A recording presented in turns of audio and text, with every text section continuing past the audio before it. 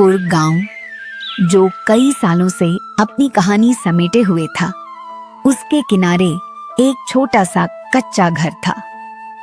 वहां परम नाम का एक मछुआरा अपनी पत्नी मल्ली के साथ रहता था।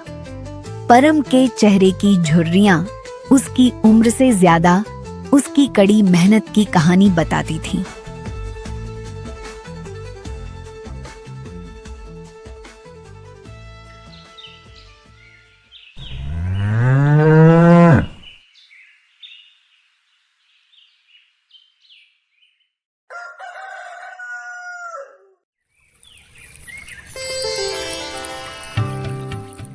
एक सुबह, जब दिन ठीक से निकला भी नहीं था, परम ने अपनी पुरानी लकड़ी की नाव निकाली। मल्ली, आज कोशिश करूंगा कि कुछ बड़ी मछलियां जाल में फंसें। परम ने कहा, जब मल्ली चूल्हे पर सब्जी चढ़ा रही थी। परम, भगवान ने चाहा तो आज खाली हाथ नहीं लौटोगे, लेकिन संभल कर जाना। कल रात से नदी का मिजाज कुछ बदला बदला लग रहा है। परम नाव लेकर बीच नदी में पहुंच गया। उसने जाल फेंका, लेकिन घंटों बीत जाने के बाद भी एक छोटी मछली तक हाथ नहीं लगी। सूरज सिर पर आ गया था और उसकी गर्मी मीरा नदी के पानी को चमका रही थी। परम थक कर बैठ गया। वह सोचने लगा कि अगर आज कमाई नहीं हुई तो आने वाले सर्दियों के दिनों के लिए अनाज कैसे जमा होगा। ए मीरा नदी मैया, क्या आज बूढ़े परम से नाराज हो? उसने ठंडी आह भरते हुए आखिरी बार जाल फेंका। जब परम ने जाल खींचना शुरू किया तो उसे अपनी कलाइयों में भारी खिंचाव महसूस हुआ। उसकी आंखों में चमक आ गई। यकीनन कोई बड़ी मछली है। उसने पूरी ताकत लगा दी, लेकिन जैसे ही जाल पानी की सतह पर आया, परम दंग रह गया। जाल में मछली नहीं थी। वहां एक पत्थर था, एक ऐसा पत्थर जिसे देखकर परम की आंखें चूंधिया गईं। वह नीले रंग का एक अनोखा पत्थर था, जिसमें जैसे कोई रहस्यमयी चमक छिपी हुई थी।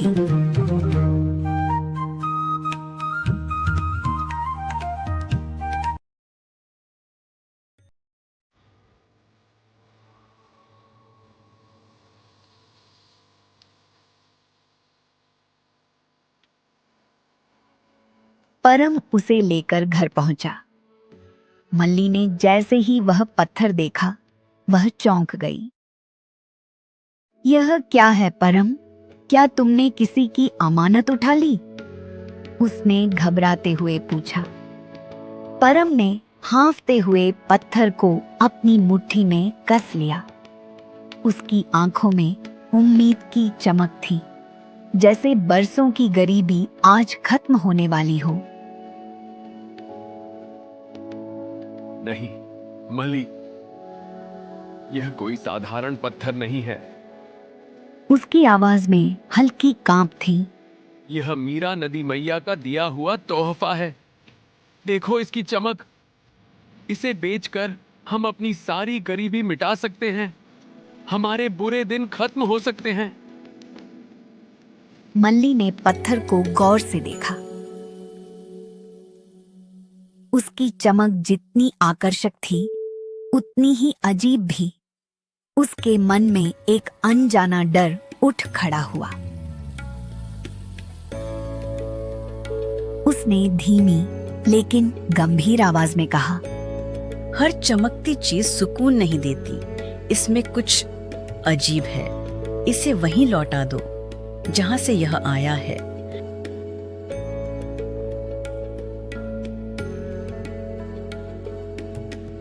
लेकिन परम के कानों में अब सिर्फ अपने सपनों की आवाज गूंज रही थी। भूख, गरीबी और बेबसी से छुटकारे के सपने। उसने मल्ली की बात अनसुनी कर दी। अगले ही दिन उम्मीदों से भरा दिल लेकर परम श्यामगढ़ के राजा संयम के भव्य दरबार में पहुंच गया। दरबार लोगों से खचाखच भरा हुआ था। हर तरफ शोर, कानाफूसी और उत्सुक निगाहें। परम ने कांपते हाथों से मखमल में लिपटा वह नीला पत्थर खोला और जैसे ही उसने उसे राजा संयम के सामने रखा, पूरे दरबार में सन्नाटा छा गया। हर नजर उसी पत्थर पर टिक गई। उसकी नीली चमक अब पहले से भी ज्यादा गहरी और कहीं ज्यादा रहस्यमयी लग रही थी।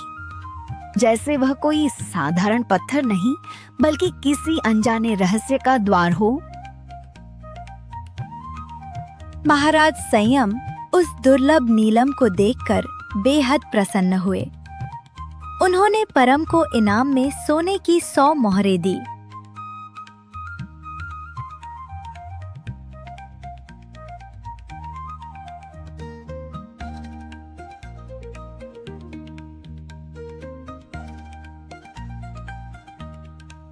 परम खुशी खुशी अपने घर लौट आया।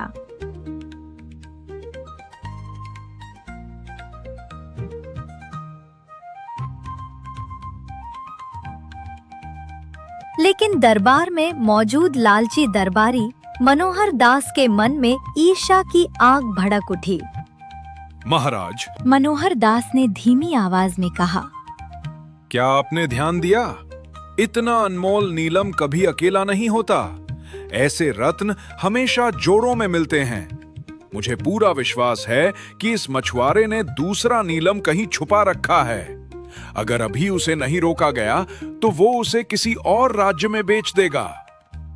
राजा संयम मनोहर दास की बातों में आ गए।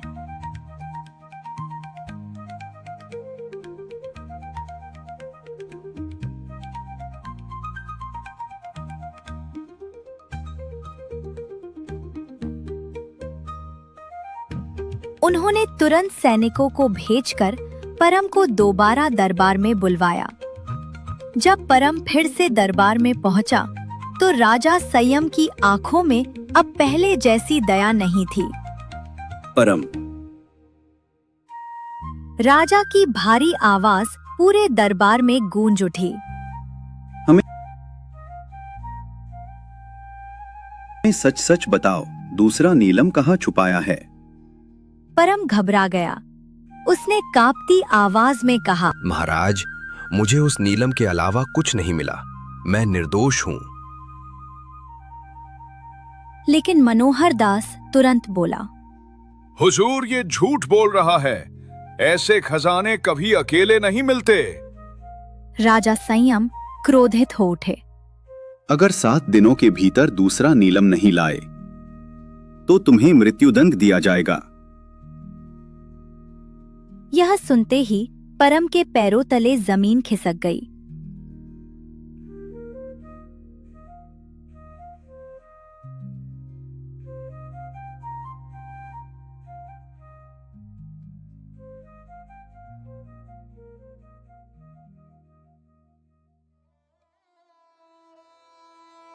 वह रोता हुआ मीरा नदी के किनारे पहुंचा।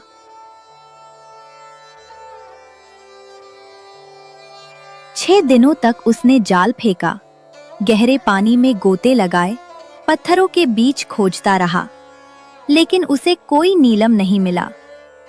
7वें दिन की शाम टूटा हुआ परम नदी किनारे बैठकर फूट फूट कर रोने लगा।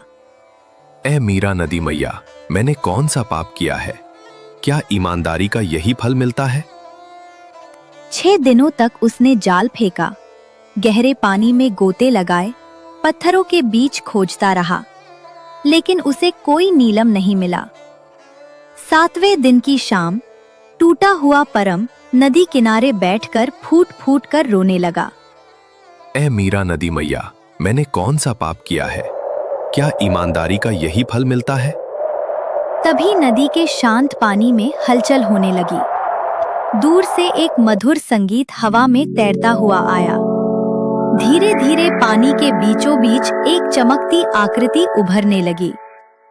वह मीरा नदी की परी थी। उसके लंबे नीले बाल पानी की लहरों जैसे चमक रहे थे और उसका चेहरा चांदनी की तरह उजला था। परी ने गंभीर स्वर में कहा, परम, तुम लालची नहीं हो, इसलिए मैं तुम्हारी मदद करने आई हूँ। उसने अपने हाथों से एक और चमकता नीलम प्रकट किया। परम की आंखों में आंसू आ गए। उसने हाथ जोड़कर परी का धन्यवाद किया और दूसरा नीलम लेकर दरबार की ओर दौड़ पड़ा।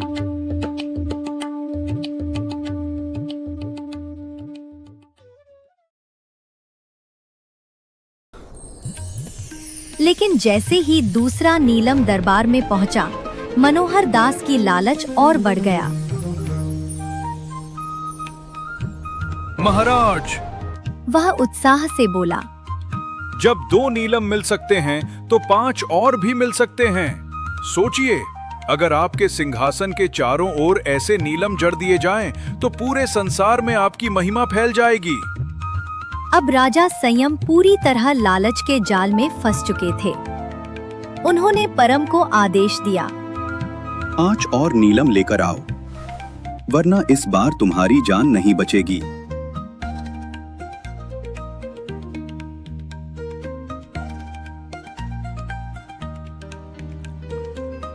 डरा हुआ परम फिर मीरा नदी के किनारे पहुंचा। उसने रोते हुए परी को पुकारा। कुछ ही क्षणों में नदी का पानी चमकने लगा और परी प्रकट हुई। परम ने कांपती आवाज में कहा, मैं थक चुका हूँ, मैं अब ये सब नहीं कर सकता। परी सब समझ चुकी थी।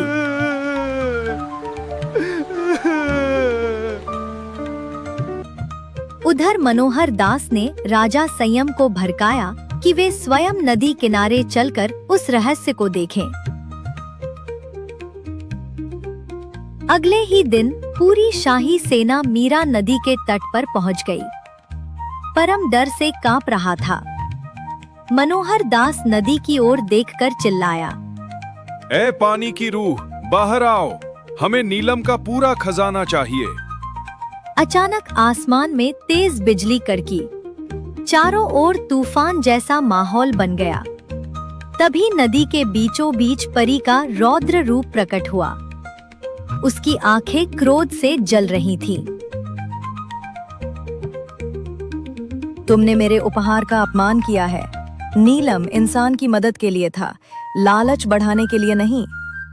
अचानक एक विशाल लहर उठी और मनोहर दास को अपने साथ बहाकर ले गई। उसकी चीखें नदी की गर्जना में कहीं खो गईं। राजा संयम भय से कांप उठे। उनका अहंकार टूट चुका था। देवी, मुझे क्षमा करें। परम, तुमने बहुत अच्छा काम किया। तुम बहुत ईमानदार आदमी हो। परी ने शांत होकर परम की ओर देखा। परम, उसने मधुर स्वर में कहा, अब तुम्हें किसी से डरने की जरूरत नहीं है। तुम्हारी सच्चाई ही तुम्हारी सबसे बड़ी दौलत है। राजा संयम शर्मिंदा होकर परम के चरणों में झुक गए। मुझे क्षमा कर दो। उन्होंने नम आंखों से कहा। उस दिन के बाद राजा संयम ने मनोहर दास की सारी संपत्ति गरीबों में बांट दी और परम को अपना सबसे विश्वसनीय सलाहकार बना लिया। परम और मली ने अपना बाकी जीवन सुख, सम्मान और खुशहाली से बिताया। मंत्री बना दिया। अब हमारी गरीबी दूर हो गई।